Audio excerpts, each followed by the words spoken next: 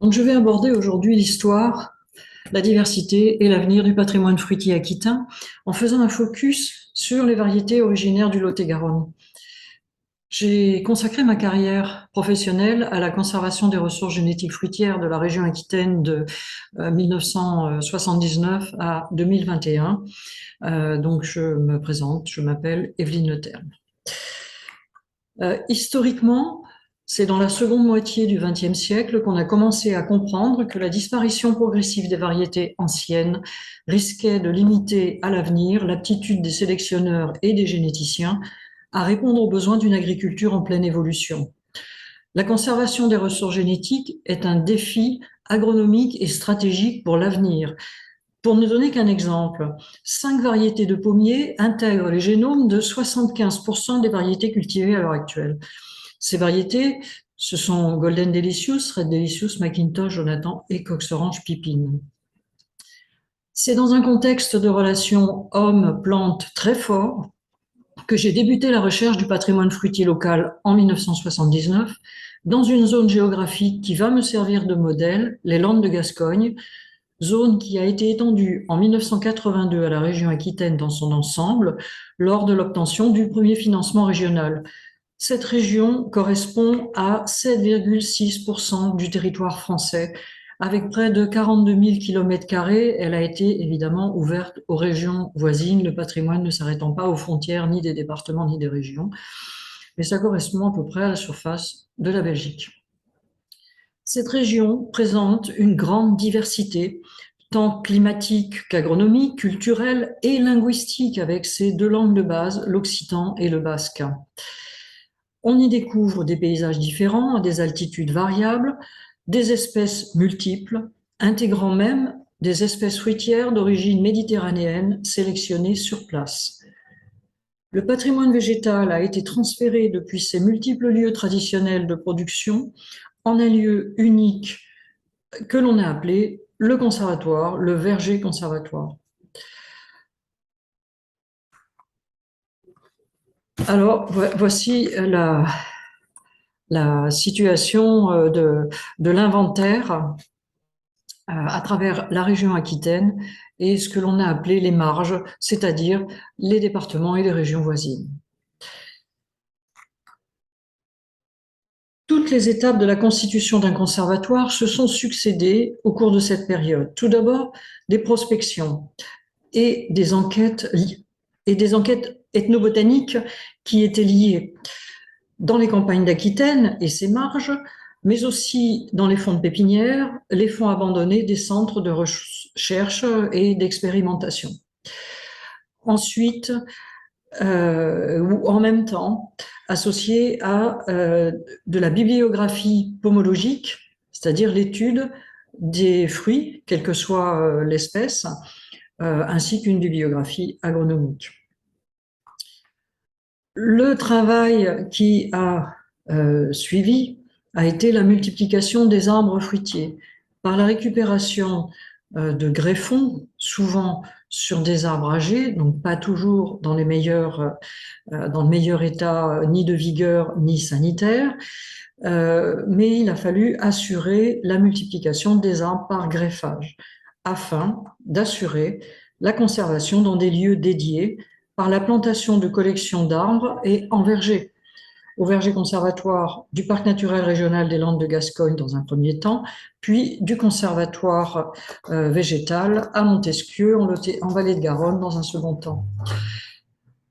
Donc les arbres sont regroupés par collection, soit de 2 à 5 arbres par variété, et réunis par espèce. Les pommiers sont séparés des poiriers, des pruniers, des cerisiers, etc. Et classés soit par date de maturité croissante, soit par proximité génétique ou par proximité linguistique. Un système spécifique d'identification a été mis au point. Tout d'abord, un système lié aux prospections qui donne une référence de l'arbre dans le lieu d'origine, puis un nouveau système de numérotation spécifique au verger conservatoire.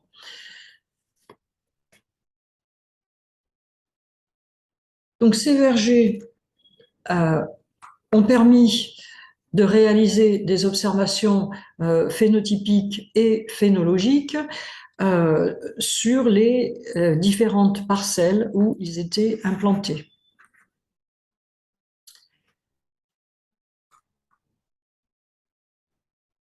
D'autres étapes ont suivi ces observations. D'abord, la valorisation par des formations adultes, grand public et professionnels, des publications et le développement agronomique.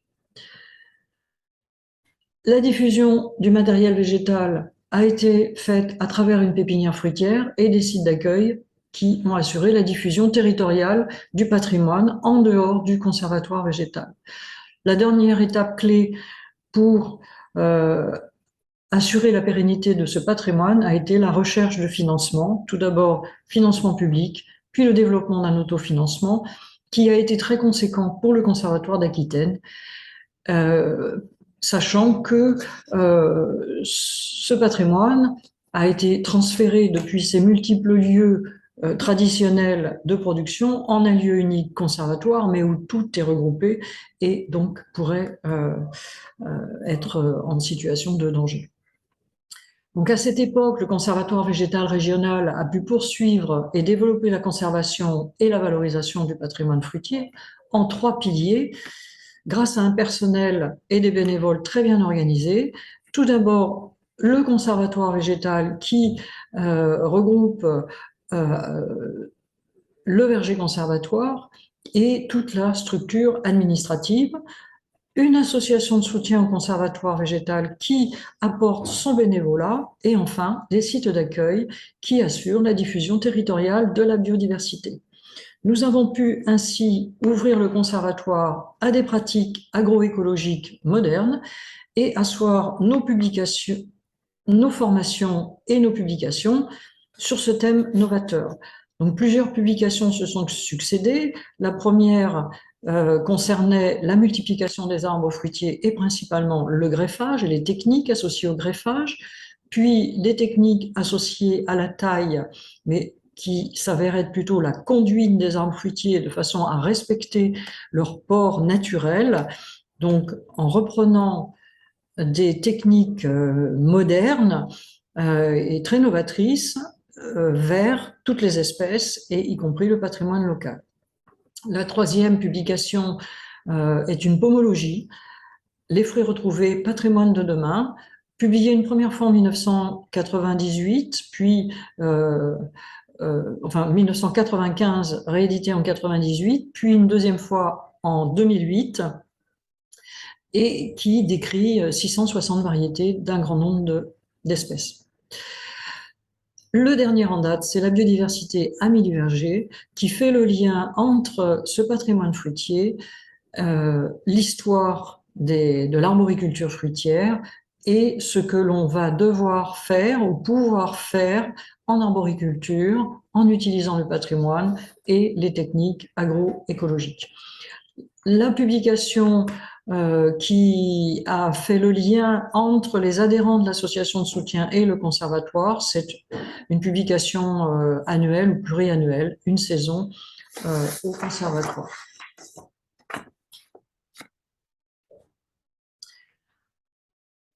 Plus récemment, à partir de 2011, les analyses moléculaires ont permis de faire un bond en avant dans la connaissance et la diffusion locale et nationale de ces variétés, de celles qui vont être restées uniquement dans leur lieu d'origine aquitain à celles qui ont migré hors de l'Aquitaine ou vers l'Aquitaine et que l'on retrouve dans d'autres collections à travers l'Europe. Pendant cette période, il faut quand même avoir conscience que plusieurs conservatoires fruitiers français ont subi des soubresauts parfois très graves, dont celui-ci, ce qui permet de mesurer les risques de la perte potentielle irrémédiable d'un patrimoine qui, cependant, nous était parvenu à travers les âges de l'agriculture depuis la domestication des plantes. La question récurrente à laquelle nous avons dû souvent répondre, c'est pourquoi conserver ? Et je ne vais citer que la phrase de Vissac et Cassini de l'INRA de Toulouse, qui date de la fin des années 70. Ce qu'il y a de plus intéressant dans une collection, c'est probablement ce que l'on ne sait pas y trouver encore aujourd'hui ou ce que l'on n'y cherche pas encore. Ernest, généticien, quant à lui, insistait sur la globalité d'une véritable action conservatoire par 5 étapes: des prospections, de la conservation, l'évaluation du matériel végétal, leur valorisation et la diffusion de ce patrimoine. C'est le modèle que nous avons tenu, de même que d'autres centres de conservation des ressources génétiques. Compte tenu de la nécessité de planter des arbres pour conserver les ressources fruitières, cela ne peut pas se faire dans une banque de graines. Le premier élément qui permet d'assurer la pérennité à ce patrimoine, c'est la maîtrise du foncier, que l'on a résolu en Aquitaine en acquérant un domaine de 19 hectares, compris entre l'autoroute A62 Bordeaux-Toulouse et le canal latéral à la Garonne.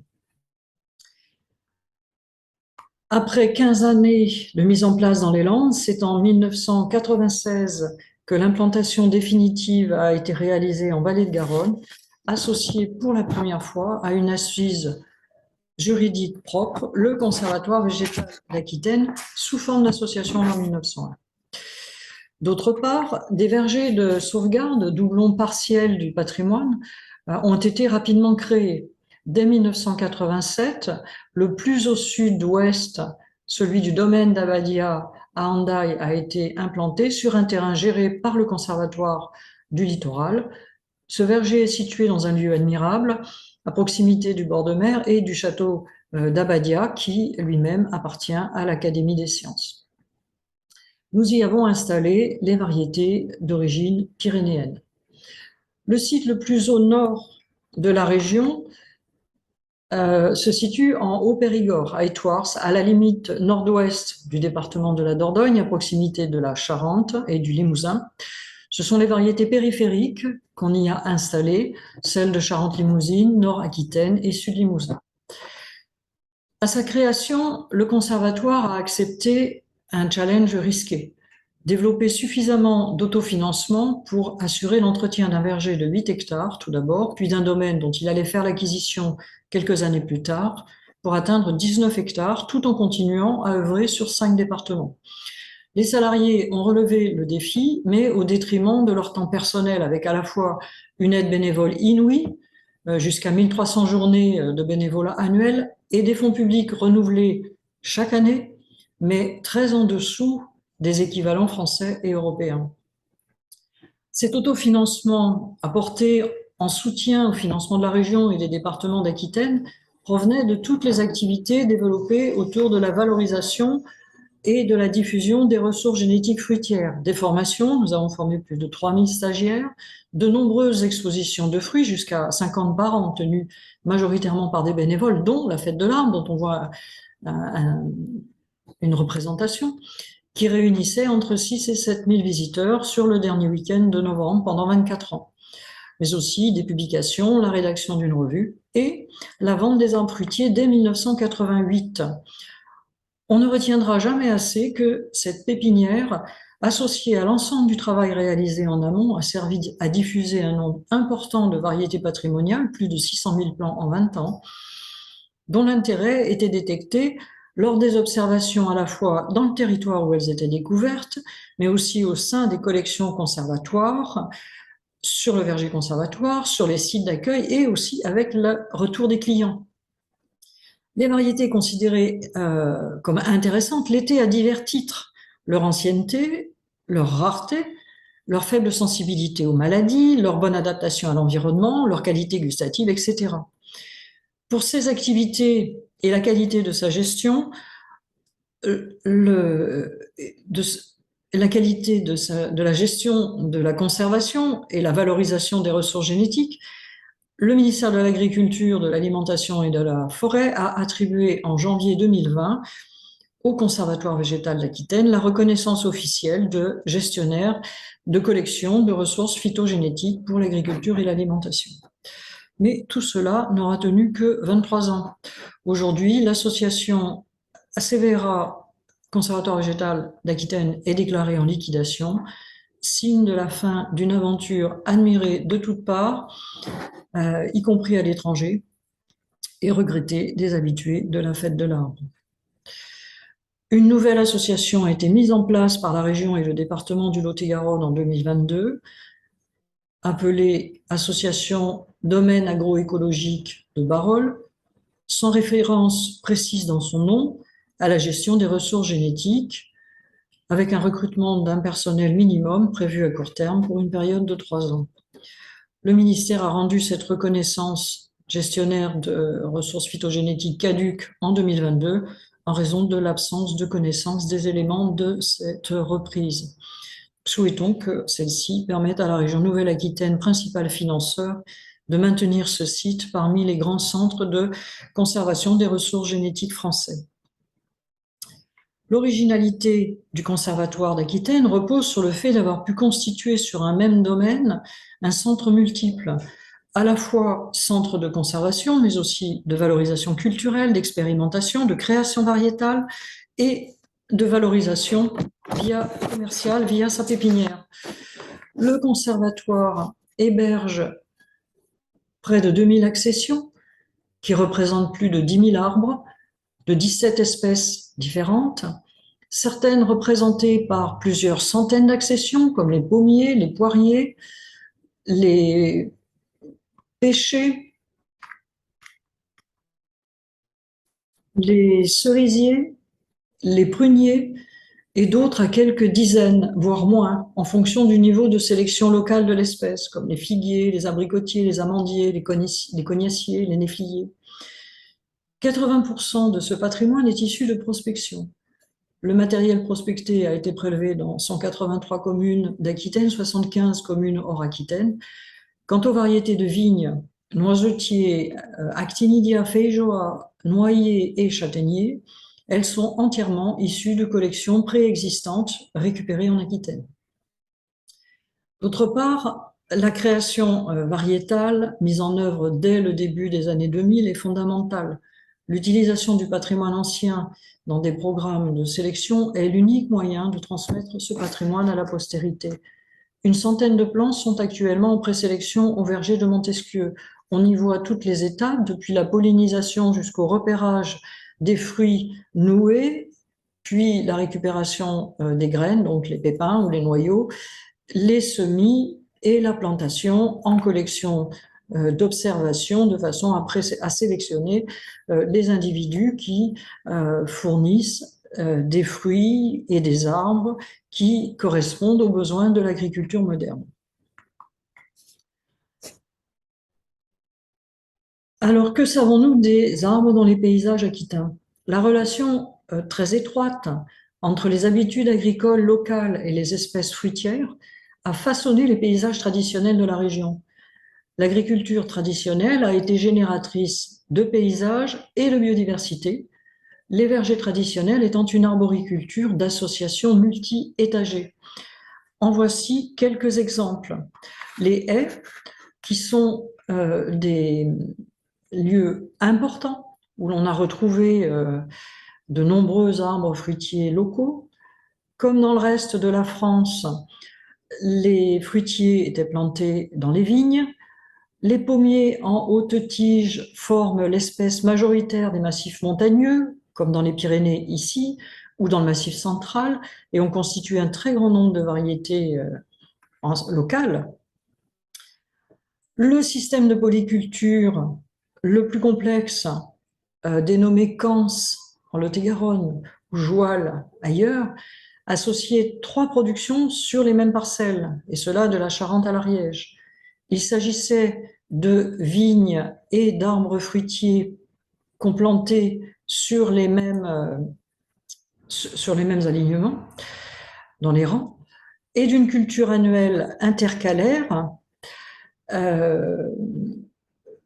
Les jouals les plus connus étant celles à prunier d'Agen, en Lot-et-Garonne, associées à la production de tabac. Les anciens noyers de Dordogne étaient dans des vergers cultivés, il en était de même en Isère, En Pays Basque, on rencontre dans quelques villages des cerisiers ou des figuiers bien adaptés à une pluviométrie locale très abondante, qui peut avoisiner 1500 mm d'eau par an, voire davantage.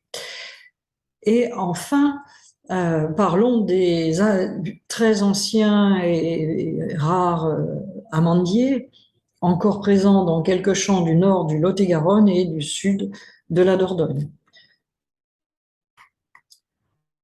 Alors, dans ces paysages aquitains et dans ces différents lieux, quelles sont les principales variétés découvertes en Lot-et-Garonne?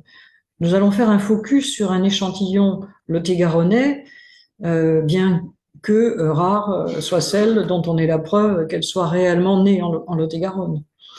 Les analyses moléculaires réalisées à partir de 2011 nous ont considérablement aidé à découvrir les variétés non présentes dans d'autres collections nationales, mais aussi celles considérées comme locales qui ont migré et qui s'avèrent figurer dans des collections autres dans les régions françaises ou d'Europe. Et cela ne donnant pas le sens de la migration. Donc, on a une vision très rapide des connaissances acquises grâce aux analyses moléculaires, en particulier la situation génétique très différente entre les vieilles variétés de pommes à couteau, les modernes, qui ont très peu de liens avec les anciennes, et puis les pommes à cidre, les anciennes variétés de pommes à cidre, qui aussi sont, elles aussi sont séparées. Alors, dans certains cas, des filiations ont pu être mises en évidence, et je n'en citerai que deux, qui touchent à des variétés présentes en Lot-et-Garonne. C'est tout d'abord une variété trouvée sous le nom de fenouillet aubert, qui porte la numérotation A039, et la variété 5 côtes A072. Alors, de qui proviennent-elles? Eh bien, la variété 5 côtes est issue du croisement d'une variété pomme d'île trouvée dans le nord du Lot-et-Garonne et de la variété pomme du Faoré, pomme du Forgeron, trouvée elle aussi dans le nord du Lot-et-Garonne, mais pas dans les mêmes lieux.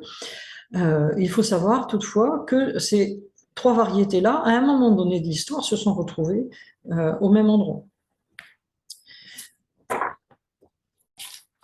Autre exemple, la fenouillet aubert, c'est une variété qui en fait a été trouvée dans le nord de la Gironde, mais qui était initialement originaire de Sud-Charente et qui est issue du croisement d'une variété appelée Belle Côtelée à Saint-Pardoux-Isaac, en Lot-et-Garonne, mais qui existe sous un autre nom dans une collection britannique, donc au Pétian, et qu'on n'a trouvé nulle part ailleurs en France, croisée par, hybridée avec la fenouillet roux, trouvée dans les Landes, mais ceci dit, qui est aussi une variété présente ailleurs sur le territoire français sous le nom de fenouillet gris.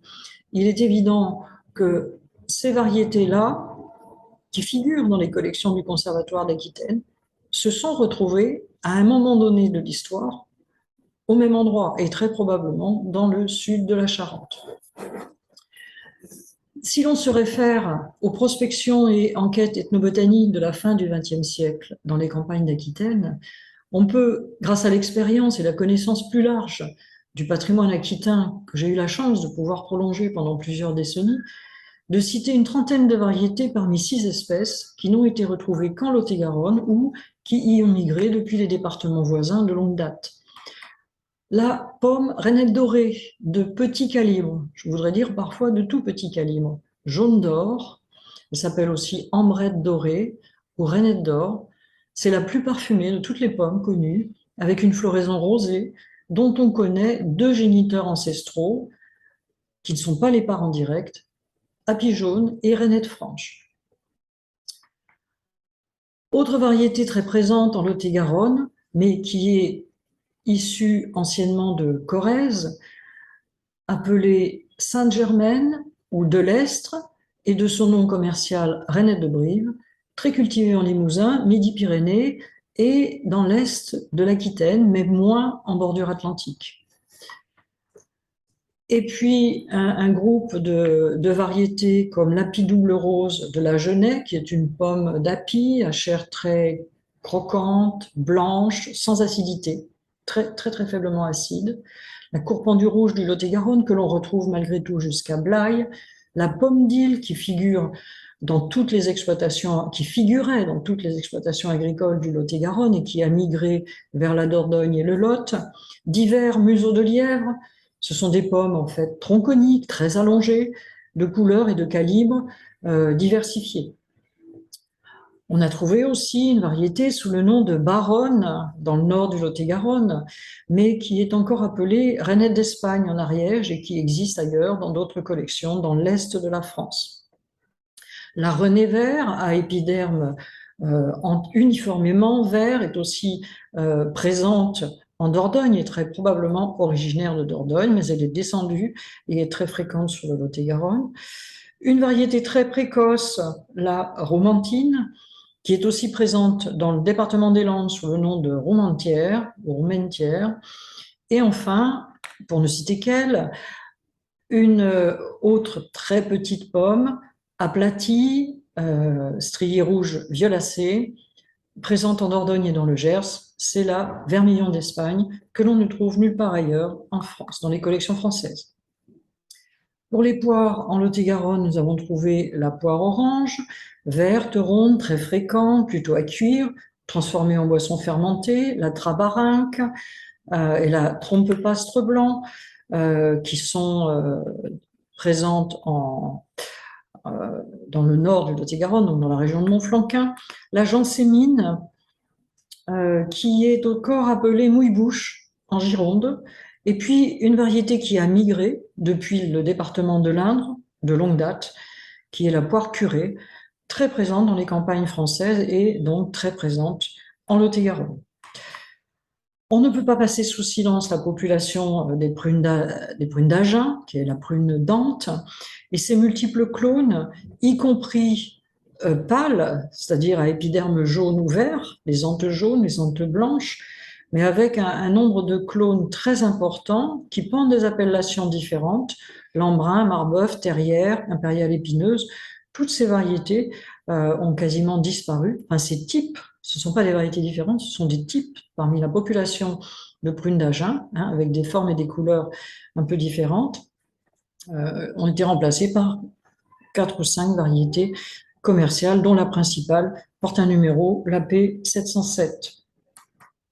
En abricot, on trouve dans la région de Nicolle et Clairac le petit abricot commun de Nicolle et l'abricot dit pêche de Nancy, qui porte en fait la même appellation qu'une autre variété nationale et qui s'avère être très différente.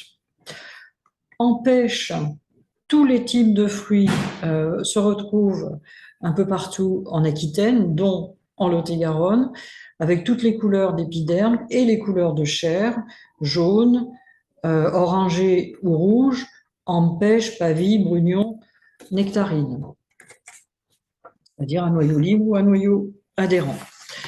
En cerise, peu de variétés. La principale retrouvée est la variété Blancal précoce. On trouve aussi très fréquemment une variété sous le nom d'Aboriou, qui veut dire précoce, qui n'est en fait qu'une variété ancienne, très présente au niveau national, qui s'appelle la hâtive de Bâle. Et pour terminer l'inventaire, les figues, dont la figue salviote, très présente dans le nord du Lot-et-Garonne et sur les coteaux nord de la Genêt, unique en France et issue du nord du Lot-et-Garonne. C'est une figue unifère qui produit une seule fois en début d'automne, disons, figue jaune à chair rouge, et puis un grand nombre de figues violettes issues de la population, de la très large population des figues de Bordeaux, celle-ci étant un petit peu allongée et issue, elle aussi, du nord du Lot-et-Garonne. En conclusion, je vais dire que l'histoire et la diversité du patrimoine fruitier aquitain sont intimement liées à l'histoire des Aquitains eux-mêmes, de même que toutes les ressources génétiques sont liées aux paysans du monde. En conservant notre patrimoine traditionnel, c'est la mémoire de cette histoire que nous portons, de ce périple, de cette longue présence des arbres fruitiers aux côtés des paysans d'Europe et grâce à eux. Toutefois, et vous l'avez compris, les centres de conservation des ressources génétiques de plantes cultivées, mais aussi d'animaux domestiques français, n'ont pas de statut national, contrairement au Conservatoire botanique, au Conservatoire du littoral, au Conservatoire des espaces naturels. À ce titre, étant le plus souvent des associations loi 1901, ils sont bien souvent financés par des collectivités locales, ce qui les rend très fragiles et soumis à des aléas. Une mission d'étude par le Conseil général de l'alimentation, de l'agriculture et des espaces ruraux du ministère de l'Agriculture est en cours sur le suivi des acteurs gestionnaires de collections reconnus officiellement dans la conservation des ressources génétiques, avec un compte-rendu qui sera publié en décembre 2022. Le véritable avenir de ce patrimoine est entre nos mains. Agissons pour sa protection.